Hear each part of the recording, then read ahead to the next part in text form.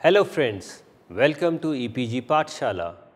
I am Dr. Manish Shrestha, working as Assistant Professor at Haryana School of Business, GJ University of Science and Technology, Hisar. Today, we are going to discuss about the topic International Payment System. Before starting the discussion, let's have a look at the contents. The discussion will start with the introduction of the topic, followed by objectives of international compensation, principles, components, approaches, challenges, and culture-based strategic compensation management under international context. It would end with the summary. After completing this module, the students will be able to understand the objectives of international compensation principles, of international compensation, challenges in international compensation, and impact of culture on international compensation. Global economy has resulted in the growth of MNCs in every hook and corner of the world. The internationalization of organizations and consequently of employees is growing dramatically in the recent times. Foreign investments are increasing exponentially, and so the number of foreign-owned domestic firms is growing. This is a common feature with every country. Every firm employs individuals from various foreign lands to fulfill its human resource requirement, and hence the need for an international system for remuneration or compensation of employees. This growing number of international workforce includes three types of employees: expatriates recruited called parent nationals. These are from regular organizations, conglomerate of international professionals and managers of diverse cultural backgrounds selected from different host countries.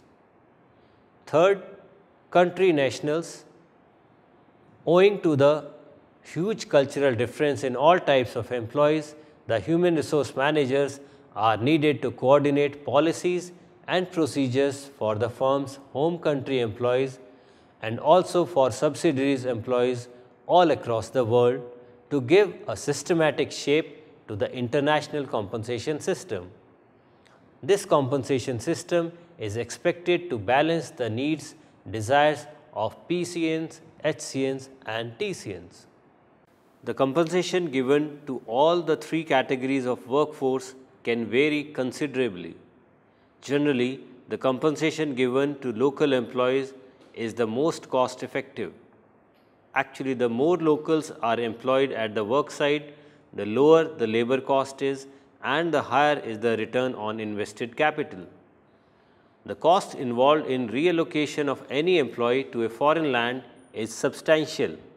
Also, apart from the financial burden involved, sometimes stimulating and convincing an employee to move to a foreign land is not very easy.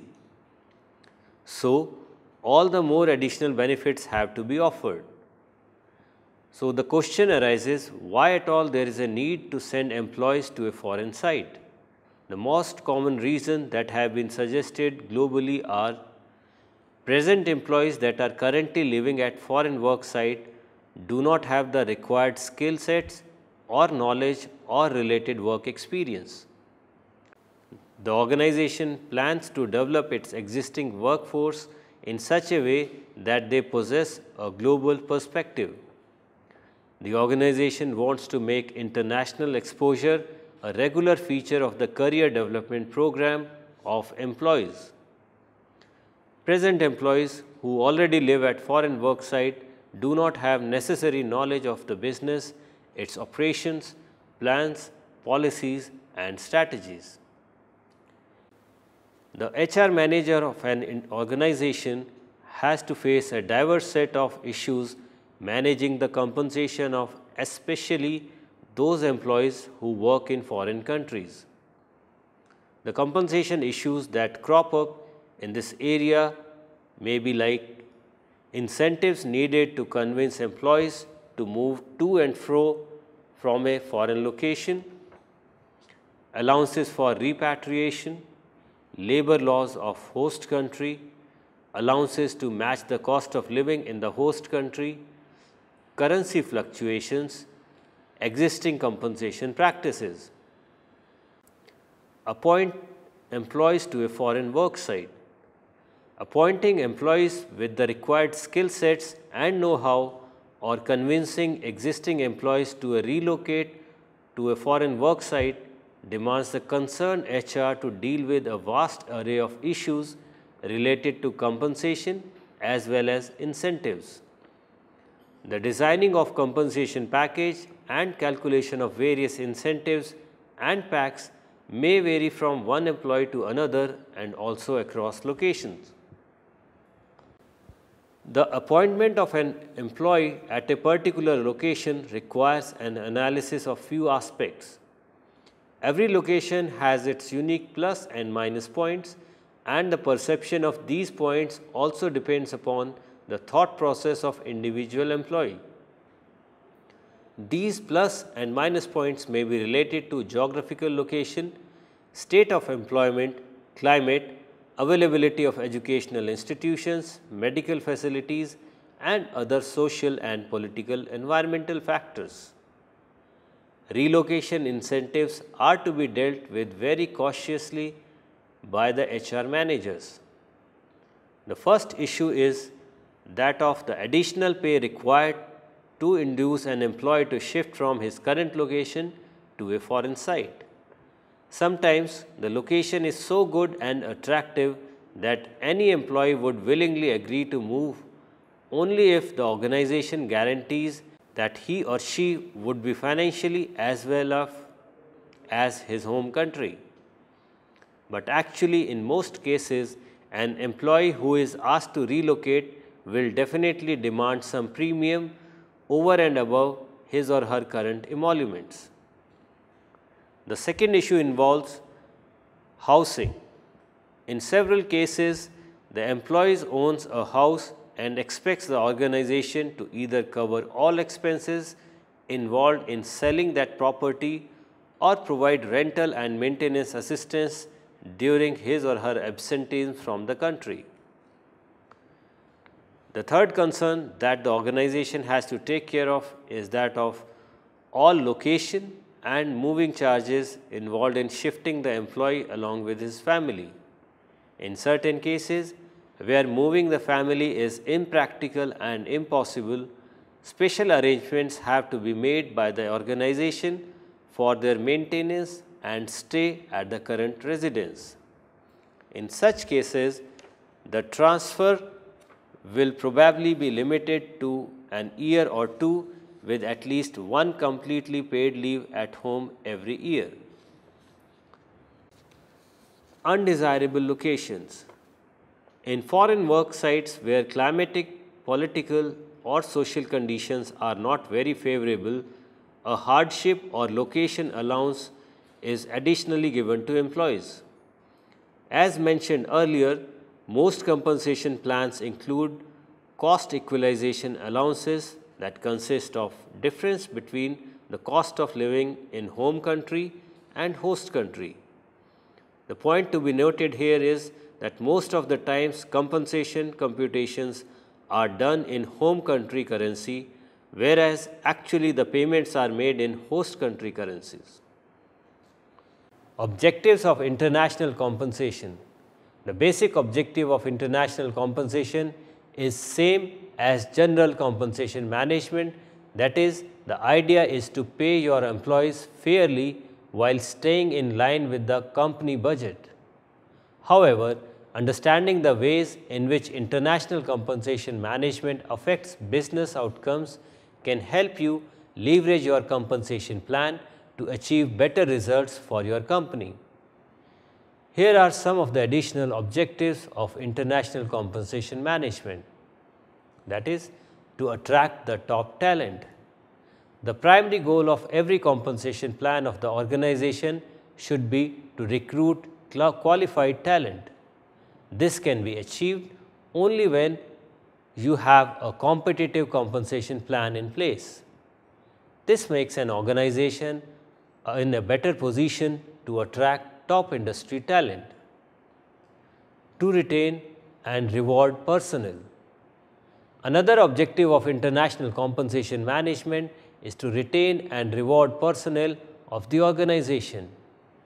Don't lose your top talent to your rivals because employees consider that the grass will be greener elsewhere.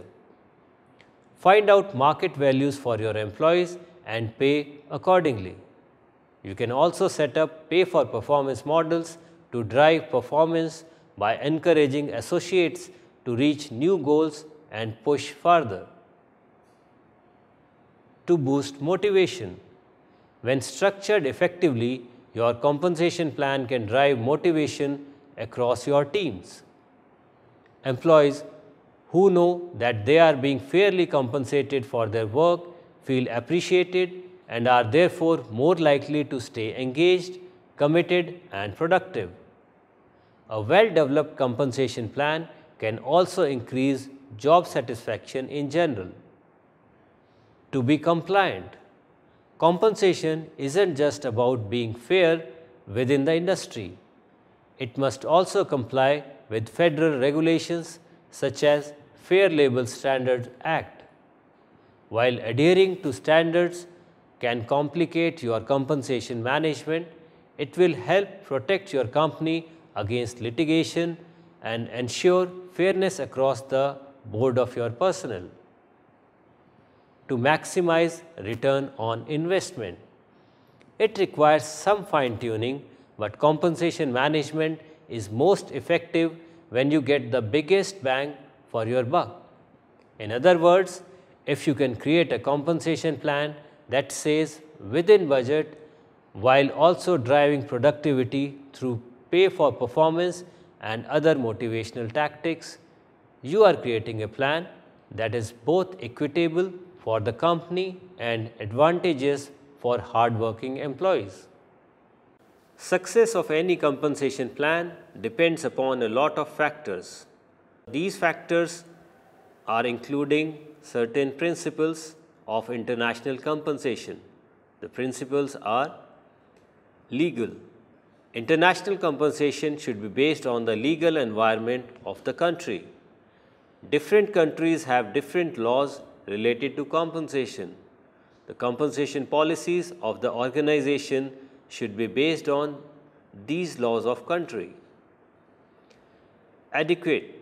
Another principle of international compensation is that it should be adequate to fulfill the requirement of the employee. A person who works outside the country should be paid adequately so that he may easily bear all the expenses. Motivation principle. International compensation should be motivating. The employees should be paid enough so that they are willing to go on a foreign assignment. In this, salary and perquisite plays an important role. Principle of equity. Another principle of international compensation is that it should be equitable. Every employee should be paid on equal basis according to the work assigned to them. Cost benefit effectiveness. Compensation paid to the employees is one of the major component of total cost of the organization. Therefore, organization should evaluate cost benefit analysis of such compensation. Principle of security. The international compensation should provide security to the employees. As the employees are outside the country, the company should take care of the employees.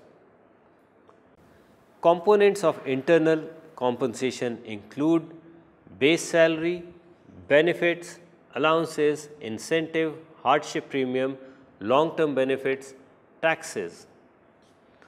Base salary is generally set according to the compensation structure of the country.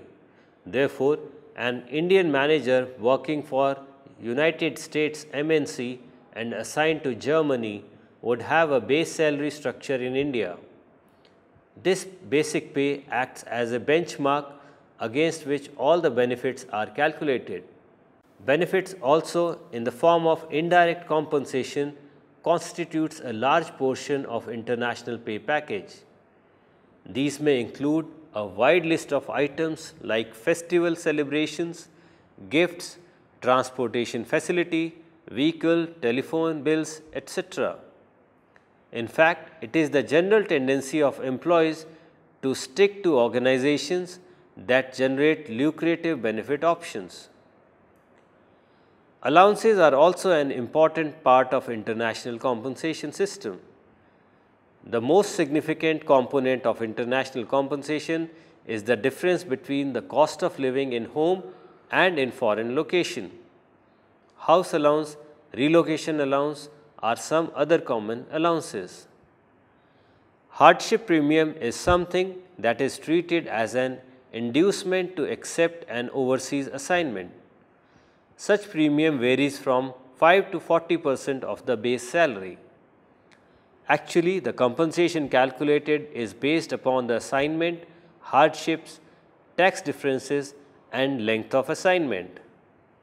The most common long-term benefit offered to employees is employee stock option schemes, also known as ESOS. Some of the valuable stock option schemes are ESOP. A specific number of shares are reserved to be issued to key employees. RSU, restricted stock units are allowed but with restrictions. ESPP, Employee Stock Purchase Plan, is a plan where shares are sold to employees at a discounted rates. Approaches to international compensation. Globally, the practices involved in calculation of international compensation vary. These approaches to compensation computation are affected by economic, political, and social environment prevailing within the host as well as foreign work site where employees are posted. It also depends upon the level of employee within the organization. In United States, the compensation includes bonus, long-term incentives, benefits, and perks that are added to the base salary. Here, actually, the base salary constitutes a small portion of total compensation package. In Europe, the perks and benefits paid to employees are higher than the United States, although the compensation packages are comparatively lower. The Japanese CEOs receive compensation just one-third as compared to their American counterparts. Challenges in international pay systems. Organizations that comprises of workforces from different nationalities face challenges in relation to compensation and reward in each of the operating countries. Gradually, international compensation systems are growing complex due to new issues creeping day by day, and HR managers are finding it difficult to apply local compensation practices and are not able to fully apply standardized frameworks. The diversity in political systems, customs, and legal framework of the country adds complexity to the HR working. The multinational companies' HR managers have to customize their working in line with region-specific culture, level of economic development, labor unions, standard of living, etc. Fluctuations in exchange rates have to be continuously tracked and adjustments are to be made accordingly. Along with all above challenges, the employees are to be compensated for cost of housing, children education, transportation, and other living expenses. These varied challenges are faced by international compensation system. A suitable system can be designed only after establishing a balance amongst all of these. Culture plays an important role in stimulating various human resource systems and subsystems in the organization. Organizational culture depends upon the effective performance management. Culture-based compensation management means culture of an organization which echoes those behavior, values and actions which are positive, constructive and meaningful and tends to reward. Different type of cultures are prevailing in different organizations, such as apathetic culture. In apathetic culture, zero importance is given to the people and their performance. These organizations are risk-free and non-competitive in nature. Managers in such organizations are concerned about their job security and protect themselves from any kind of disadvantage. Promotions are very slow and automatic, and performance evaluations are rare. Another culture is paternalistic culture. Under this culture, more focus is given on the people who are less sincere about their performance. In this culture, people feel themselves very secure, trusted, and fairly treated. Organizations fulfill the needs of the employees such as daycare, flexible time period, etc. Demanding culture. Under demanding culture, importance is given to the efficiency, individual performance, job position, and competition. The compensation of employees is dependent upon his performance.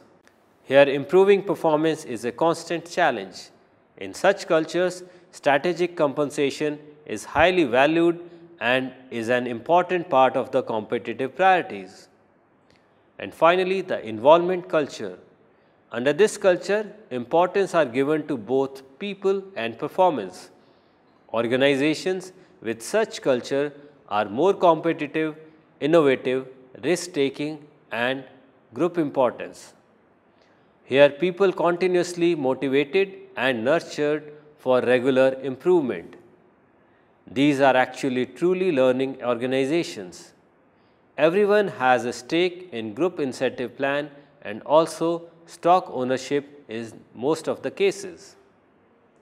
To summarize the discussion, generally the compensation given to local employees is the most cost effective. Actually, the more locals are employed at the work site, the lower the labor cost is, and the higher is the return on invested capital. The cost involved in reallocation of any employee to a foreign land is substantial. Also, apart from the financial burden involved, sometimes stimulating and convincing an employee to move to a foreign land is not very easy. So, all the more additional benefits have to be offered. So, the question arises, why at all there is a need to send employees to a foreign site? Components of international compensation includes base salary, benefits, allowances, incentives, hardship premium, long-term benefits, and taxes.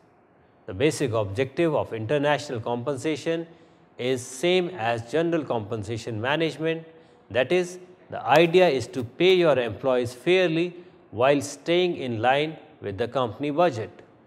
However, understanding the ways in which international compensation management affects business outcomes can help you leverage your compensation plan to achieve better results for your company. Globally, the practices involved in calculation of international compensation vary.